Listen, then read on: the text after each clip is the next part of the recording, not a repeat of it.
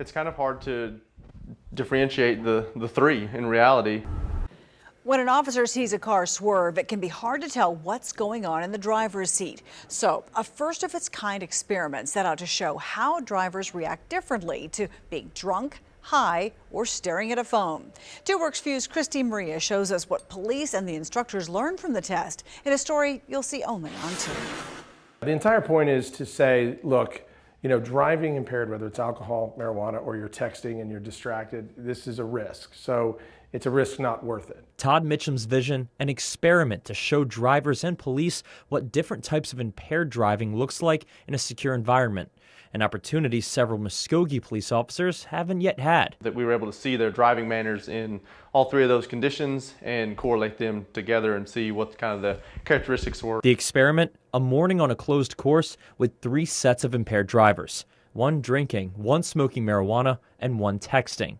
During each of several rounds, the groups would be timed on the course, go through a traffic stop, and then step up to the next level, showing police what under the limit and over the limit looks like in progression. If you're driving at night and you're starting to swerve all over the road, an officer behind you might not be able to tell if your erratic driving is because you're impaired or just texting. And that's why these events are so important, because it allows officers to see these effects and graduated steps. Some of the alcohol people seemed to take risk. They drove the course fast. And then some of the marijuana drivers, they drove extremely slow. Mitchum says as the day went on, the marijuana drivers slowed their time by 10 to 15% each round, while the alcohol drivers raced around the course, cutting their time by 10 to 15 seconds each round.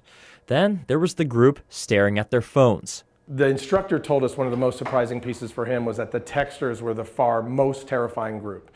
And the reason he said that was because the alcohol and marijuana drivers at least were making an attempt to drive. The texting drivers were not even looking at the road until it was too late. At the end of the day, the data showed drinking drivers finished the course in half the time of the high drivers, but they hit more cones with each passing round.